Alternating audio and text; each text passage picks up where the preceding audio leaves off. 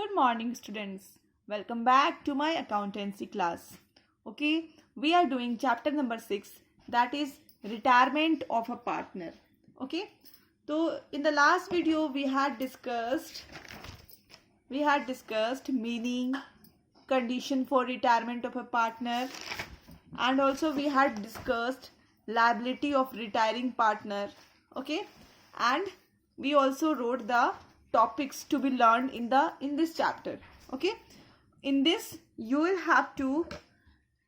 not learn two topics, as 30% of the syllabus is deleted from your recent syllabus.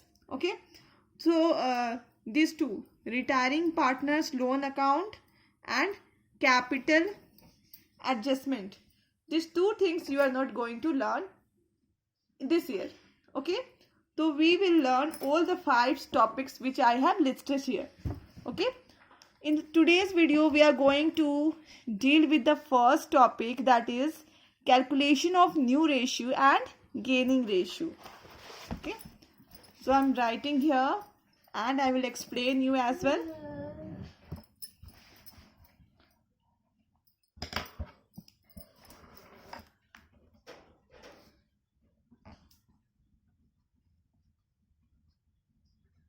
Calculation of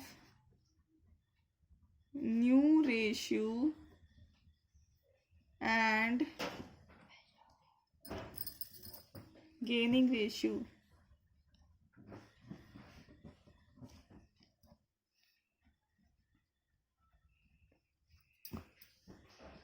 So in this topic, calculation of new ratio and gaining ratio, the main thing which we are going to find in this chapter. Okay, the first thing you can say. अब हम लोग इस chapter में ये पहला topic हम लोग जो करने वाले हैं, जैसे हम लोग पिछले चैप्टर में सबसे पहले क्या करते थे, सैक्रिफाइसिंग रेशियो फाइंड करते थे, उसी तरह से यहाँ पे क्या करेंगे, हम लोग गेनिंग रेशियो फाइंड करेंगे. अब हम लोग सबसे पहले रीजन समझेंगे कि हम लोग यहाँ पे क्यों गेनिंग रेशियो फाइंड कर रहे हैं. पिछले में तो सैक्रिफाइसिंग रेशियो फाइंड करते थे. ठीक है, तो मान लो मैं एग्जाम्पल दे रही हूँ कि मान लो 10 रुपया है. ठीक है, और इस फॉर्म में 2 पार्टनर हैं, ए एंड बी. ठीक है, तो इस 10 रुपया में ये दोनों 5-5 रुपया डिवाइड करते थे. ओके, अब मान लो एक न्यू पार्टनर आता था, दैट इज हम लोग एडमिशन ऑफ पार्टनर की बात कर रहे हैं. ओके, न्यू पार्टनर आता था, दैट इज सी. ठीक है, तो अब इनका 5-5 रुपया है, वो 4-3-3 हो जाता. तो ये क्या कर रहे थे, इसकी इसमें सैक्रिफाइस कर रहे थे. क्या कर रहे थे, सैक्रिफाइस कर रहे थे. बट इन दिस केस अभी मैं क्या बता रही हूं कि मान लो हमारे फर्म का 10 रुपया अगर प्रॉफिट था. ठीक है, तो यहाँ पे भी 3 पार्टनर है, ए बी एंड सी. ठीक है, अब क्या हो रहा है, यहाँ पे सी सपोज बी, अब ये लोग कितना 10 रुपये को कैसे बांट रहे थे, 4:3 करके बांट रहे थे. मान लो अब बी क्या कर रहा है, रिटायर हो रहा है. बी हमारे फॉर्म में नहीं है, तो अब ये 10 रुपये क्या होगा, दोनों 5 रुपीज करके बांटेंगे. अब देखिए, ए को मिल रहा था कितना, 4 रुपीज, अब कितना मिल रहा है, 5 रुपीज. सी को कितना मिल रहा था, 3 रुपीज, अब कितना मिल रहा है, 5 रुपीज. तो देखिए, अगर कोई हमारे घर से जा रहा है तो हम इस कंडीशन में क्या कर रहे हैं, गेन कर रहे हैं. Gaining, we are gaining. इसमें हम लोग इसलिए क्या फाइंड करते हैं, गेनिंग रेशियो फाइंड करते हैं. ओके, तो अभी मैंने आपको सिर्फ रीजन बताया कि हम लोग इस चैप्टर में गेनिंग रेशियो क्यों फाइंड कर रहे हैं. गेनिंग रेशियो इसीलिए फाइंड कर रहे हैं कि हमारे फर्म से एक पार्टनर अब जा रहा है, तो हम जो भी प्रॉफिट अर्न करेंगे अब हम लोग 2 लोग डिवाइड करेंगे आपस में, तो we are what, we are gaining. Okay, तो इन दिस सिचुएशन और in this chapter you have to calculate the gaining ratio. तो इसमें बेसिकली हम 2 केस मानते हैं, 2 केस होता है. ठीक है, लिख लेते दोनों केस को. केस 1, ठीक है, ए एग्जाम्पल के थ्रू मैं आपको समझा रही हूं. A B C are 3:2:1 partners.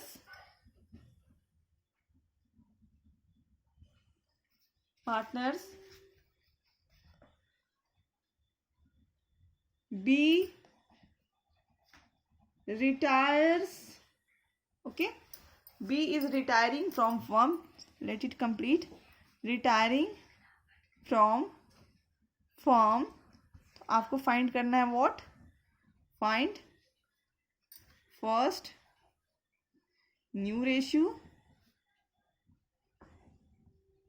second gaining ratio.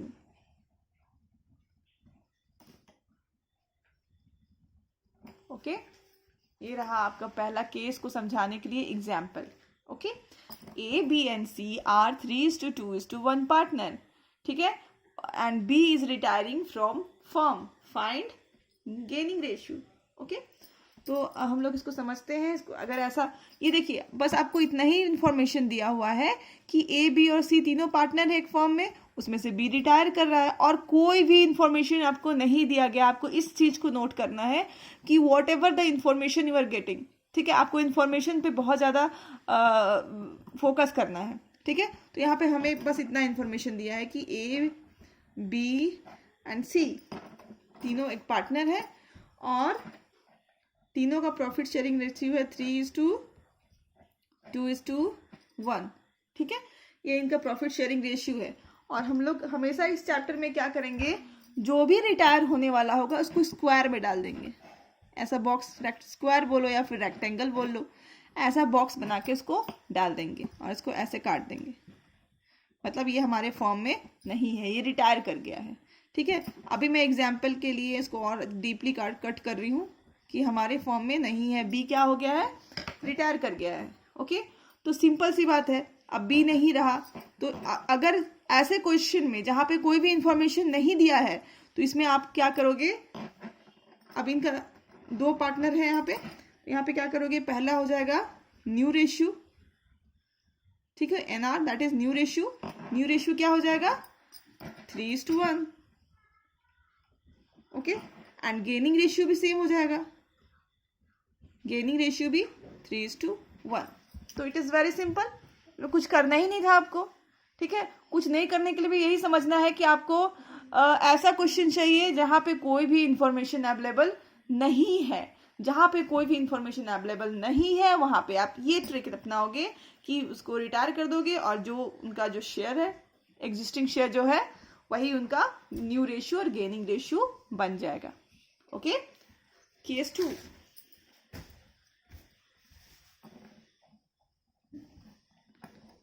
ये केस 2 हम लोग एक्सप्लेन नहीं कर पाएंगे. मतलब केस 2 को आपको पढ़ने के लिए सारे एग्जाम्पल्स बनाने होंगे एंड सारे क्वेश्चंस को डील करना होगा. मैं बेसिकली बता देती हूँ. ठीक है, यहाँ पे क्या था कि बी जा रहा था. ठीक है, मान लो ए एंड सी दो पार्टनर हैं और बी जा रहा है. ठीक है, तो बी क्या करेगा, बोल देगा कि भैया मेरा जो रेशियो है इसको आप दोनों हाफ हाफ डिवाइड कर लेना. क्या बोल रहा है यहाँ पे बी कि मेरा जो रेशियो है, ठीक है, इसका रेशियो कितना था यहाँ पे 2/6. ठीक है, इसका शेयर था, बी का शेयर कितना था 2/6. ठीक है, था ना. हम लोग अगर रेफर टू सेम क्वेश्चन करते हैं, सेम क्वेश्चंस को अगर रेफर करते हैं, ठीक है, तो हमारा क्या था कि हमारा जो रेशियो था बी का दैट इज 2:6. ओके, तो बी बोल देगा कि भाई ए एंड सी को बोलेगा देखो बाबू हमारा जो रेशियो है उसको आप लोग इक्वल इक्वल डिवाइड कर लेना. ठीक है, तो ये लोग क्या करेंगे, इक्वल इक्वल डिवाइड करेंगे. अगर मान लो बी कहता है कि नहीं हमारे रेशियो को 3:1 में डिवाइड करना तुम, तो ये लोग 3:1 के डिवाइड करेगा. अगर बी कहता है कि मैं अपना सारा शेयर देना चाहता हूँ ए को, देन ऑल्सो बी कहता है सारा शेयर देना चाहता हूँ मैं सी को. ओके, तो question can be anything on case 2. Okay, so हम केस 2 में कुछ भी हो सकता है यहाँ पे क्या, तो हम लोग को एक क्वेश्चन इसको समझते क्वेश्चंस के थ्रू समझना पड़ेगा केस 2 को. ठीक है, बट हम लोग यहाँ पे इसको कॉन्सेप्चुअली नहीं लिखा सकते. There can be anything. Okay, अब हम लोग क्या करेंगे, एक दो क्वेश्चन सॉल्व करेंगे आपके बुक से. Okay, we are going to solve question number 7 and 8. ओके, I am reading, question is reflecting on your screen and I am going to read it out and explain you. Okay, Kumar, Lakshya, Manoj and Naresh, 4 partners हैं, are partners sharing profits in the ratio of 3:2:1:4. Kumar retires and his share is acquired by Lakshya and Manoj in the ratio of 3:2. Calculate new profit sharing ratio and gaining ratio of the remaining partner. ये देखिए NCERT की question है, हम लोग ये solve करेंगे अभी.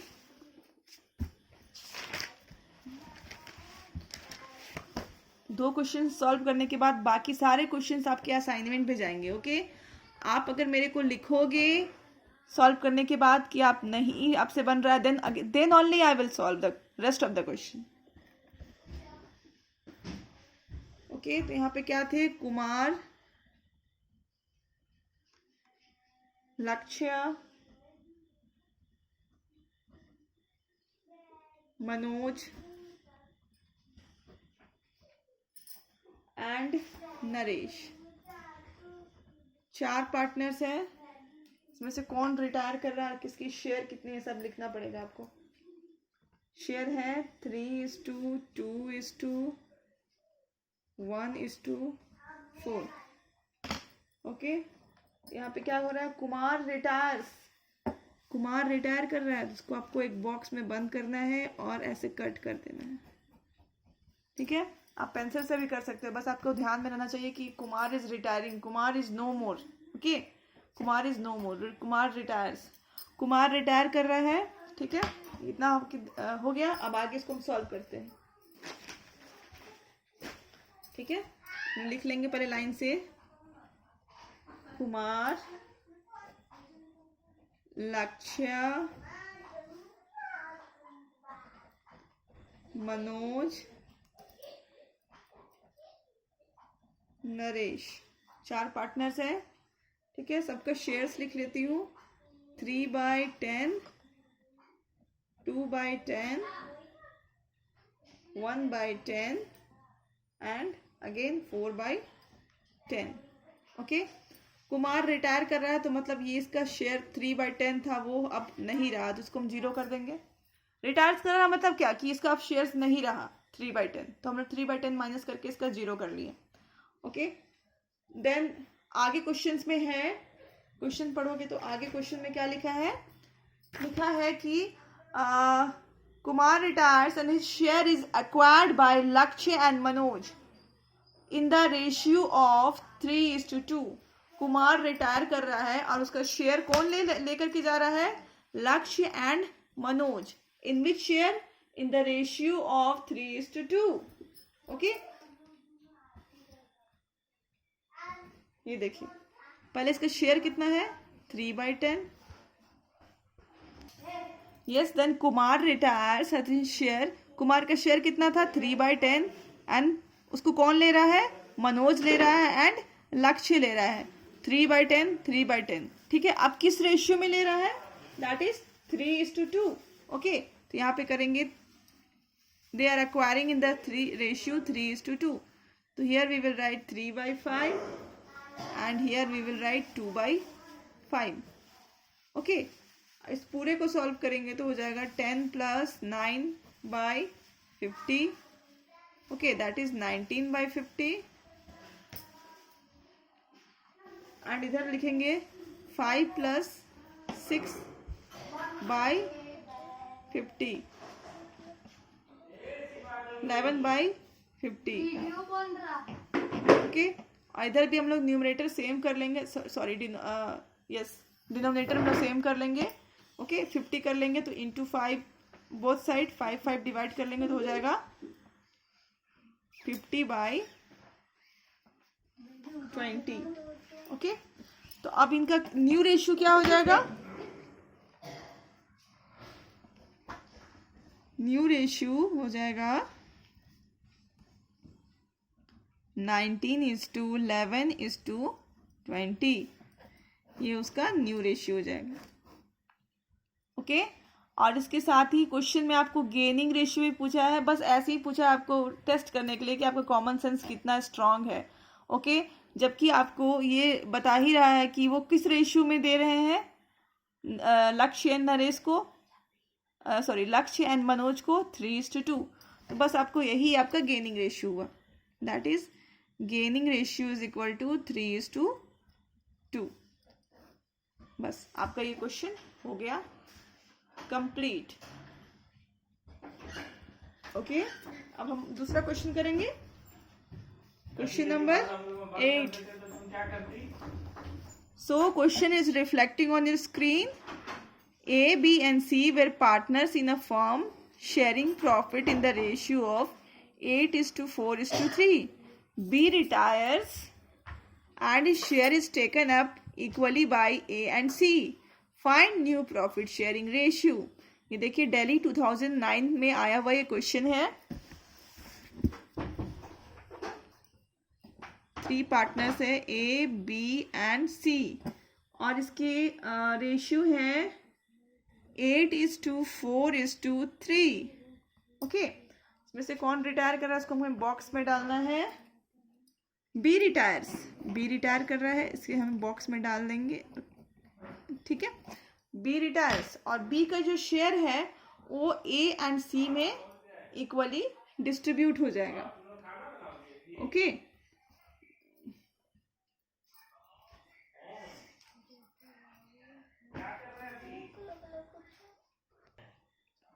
Okay, तो we are writing A, B और सी।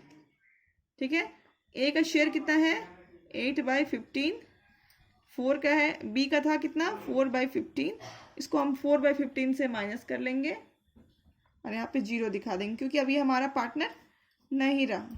ओके, एंड देन सी का लिखेंगे 3/15।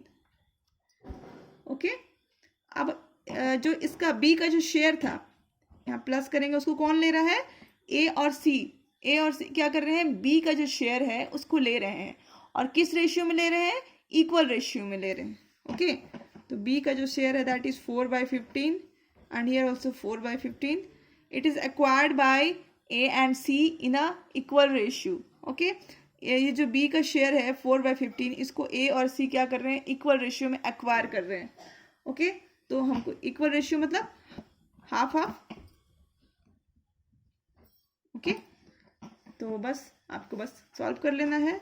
8/15 plus 4/30, here also 3/15 plus 4/30।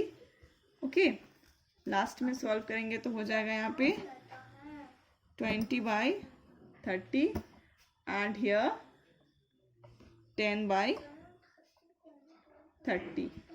Okay, तो हम अभी न्यू रेशियो निकालते हैं। New ratio is equal to 20:10, that is 2:1। बस यही आपका न्यू रेशियो हो गया and our question number 8 is solved. Okay, hope you will complete your assignment and if you have any doubt you can just message me. Then I am ending the video here only. Keep learning, stay safe.